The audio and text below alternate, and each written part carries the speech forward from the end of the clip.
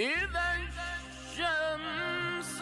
كورت وإذا النجوم انكدرت وإذا الجبال سيرت وإذا العشار عطلت وإذا